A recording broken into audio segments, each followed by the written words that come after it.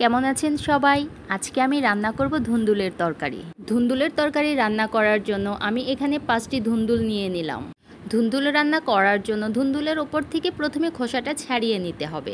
তাই আমি প্রথমে খোসাটা ছাড়িয়ে নিলাম এবং পরিষ্কার পানি দিয়ে সুন্দর করে ধুয়ে নিলাম। ধুন্দুলগুলো ধোয়ার পরে ধুন্দুলগুলোকে ছোট ছোট টুকরো করে কেটে নিতে হবে। আপনারা দেখতেই পাচ্ছেন আমি এইভাবে ছোট ছোট টুকরো করে কেটে নিয়েছি। ধুন্দুলের তরকারি রান্না করার জন্য ধুন্দুলের সাথে কেটে নিলাম আরও একটি আলু। ঠিক ধুন্দুল যেভাবে কেটেছি আলুটাও ঠিক সেভাবেই কেটে নিতে হবে। তরকারিটি রান্না করব আমি ছোট মাছ দিয়ে।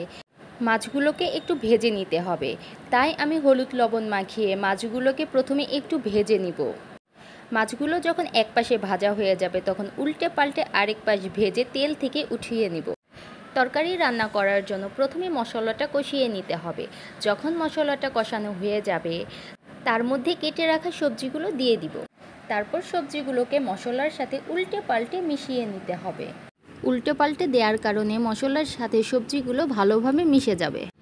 এভাবে কিছুক্ষণ সময় সবজিগুলো কষিয়ে নিতে হবে। সবজিগুলো কষানোর সময় ধুন্দুলের মধ্যে কোনো প্রকার পানি দেয়া লাগবে না। ধুন্দুল থেকে এমনিতেই পানি বেরিয়ে আসবে। যখন সবজিগুলো কষানো হয়ে যাবে তার মধ্যে ঝোলের জন্য পরিমাণ মতো পানি দিয়ে নিব এবং তার সাথে দিয়ে দিব ভেজে রাখা মাছগুলো।